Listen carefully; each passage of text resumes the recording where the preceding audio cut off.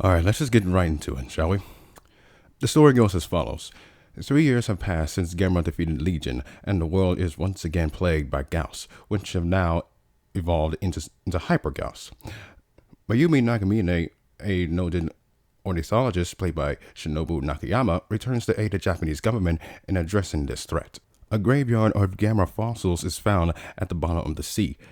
Shadowy government agents, occultist Miss Asakura and Karata Shinya, played by Senri, I almost screwed up her name, Yamazaki, and Toru Tezuka respectively, are meanwhile working with a different agenda, with Asakura believing Gamera to be an evil spirit.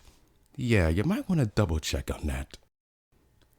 A pair of Gauss glide across Tokyo's Shibuya district, but are destroyed by Gamera at the cost of 20,000 human lives, causing the Japanese government to order Gamera's immediate destruction.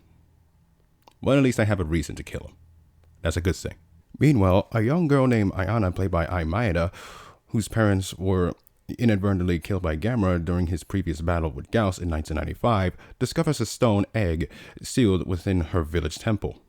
The egg hatches a small tentacle creature, oh Jesus Christ, whom the girl names Iris after her dead pet cat, which was a tabby. Iris forms a link with Ayana through an Ori pendant and becomes the focus of Ayana's quest for revenge as she seeks to raise her own monster and take vengeance against Gamera. Yeah, I'm sure that's not going to bite her in the ass. Iris, however, attempts to absorb Ayana in the process of its growth. Yeah, that scene was not awkward at all. The girl's classmate manages to free her from Iris's cocoon, but it leaves its lair and kills half of the village populace, later growing into its adult form, which it grows way too fast, mind you. The military attempts to destroy it, but fails, as usual. Iris flies towards the city of Kyoto, where Ayana has been taken by Asakura and Karata, with Asakura deliberately trying to use the girl to summon Iris. What a bitch.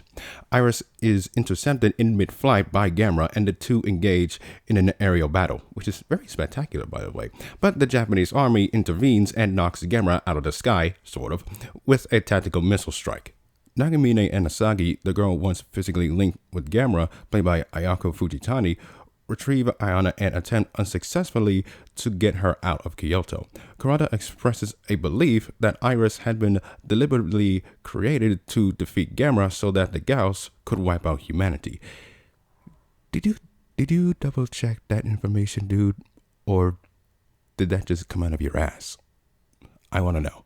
The two monsters meet and continue their fight, but Iris easily gains the upper hand, impaling Gamera and leaving him for dead. Iris then makes its way to the train station and absorbs Ayana, killing Asakura and Karata in the process. From within Iris's body, Ayana experiences the creature's memories and realizes that her hatred and bitterness have motivated it. Needless to say, it bit her in the ass.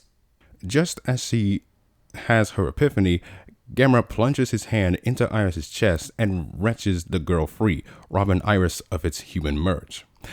Miss Nagamine and Asagi, trapped within the train station's wreckage, watch helplessly as Iris impales Gamera's hand and begins to siphon his blood, creating fireballs with its tentacles.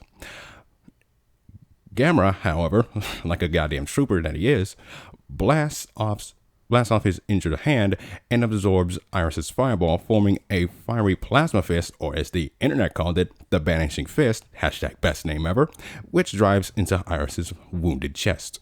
Iris explodes, blowing the roof off the crumbling train station. The comatose Ayana still clutched in his fist, Gamera sets the girl down where Nagamine and Asagi are hiding. Not so much hiding as they are literally standing right in front of him. So I got that detail wrong. The women are unable to revive her using CPR, but Gamera lets out a roar and Ayana awakens. Gamera is her alarm clock, apparently. I did not know that. Gamera leaves the girl wondering why he would save her life after all that she has done. A swarm of Gauss, and I'm not shitting you, thousands of Gauss strong, begins to descend on Japan, intent on destroying their greatest foe once and for all.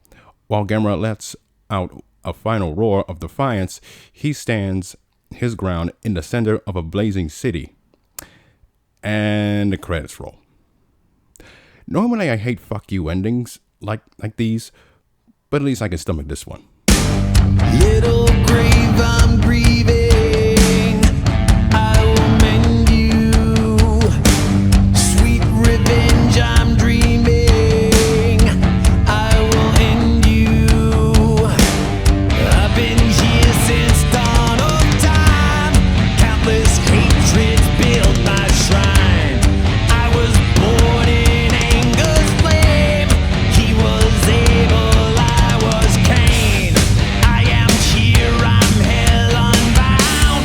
Burn your kingdom to the ground, to the ground.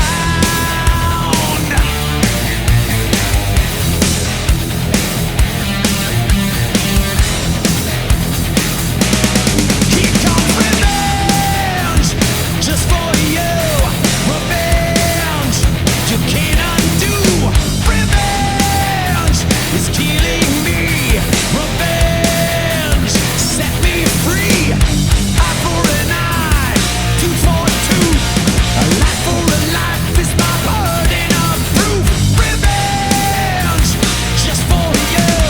Revenge. You ask forgiveness, I give you sweet revenge.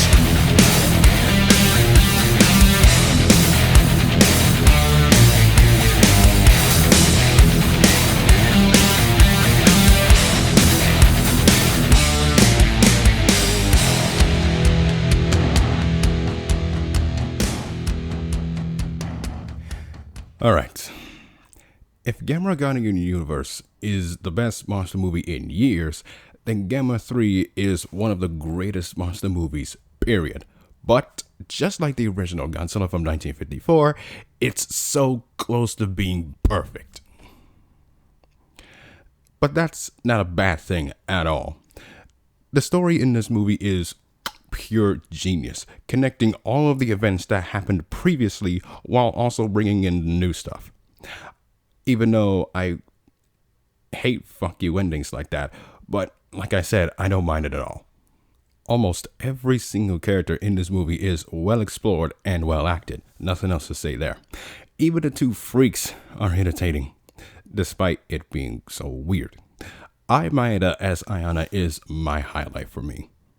This character witnessed the death of her parents right in front of her and vowed revenge on Gamera. Towards the middle, her wish came true in Iris. But by the end of the movie, when she realized everything that happened because of her, and it literally bit her in the ass, she felt horrible for what she caused. Moving on to the monsters and special effects, holy Christ. So beautifully shot and well executed. Yes, the gals are rendered in CG, but to be honest, it's good CGI, even for the 90s and in Japan. Iris looks like something out of Neon Genesis Evangelion, if you ever heard of that, and I love it. This is by far my favorite Gamera design. That face is just amazing and menacing. And how you manage to get that out of a giant turtle is the music. Kawatani once again shines with this movie, and this is easily his best soundtrack, period. Fight me, nerds. From the usual bombastic to horror-like. From somber and ominous to beautiful melodies. But the best highlight, in my opinion, goes to the ending credits song, Tell Me Once Again. I almost cried listening to it. Yeah, you heard me. Overall, Gamera 3 Revenge of Iris is an almost perfect movie. If I had to nitpick, I guess some CG and compositing shots could have been a bit better, but it doesn't decrease the grade any lower than 97 Banishing Fists out of 100. It is a must-own. In fact, I would recommend the entire trilogy. Fuck it. Honorable mention, Gamera's final movie, thank you, Truck for passing by this building again, Gamera the Brave. It's actually alright. Gamera the Brave is actually alright. I give that movie 75 cute turtles out of 100. Good for a double rent. So, the question is, will Gamera ever make a comeback? Yeah, probably. We'll just have to wait for it. So until then, For more thoughts and First Amendment opinions on kaiju movies, anime, and video games, stay tuned right here on the Brumakian podcast. Subscribe to Brumakian Productions for more juicy content. This has been Demetrius signing off, and long live the turtle.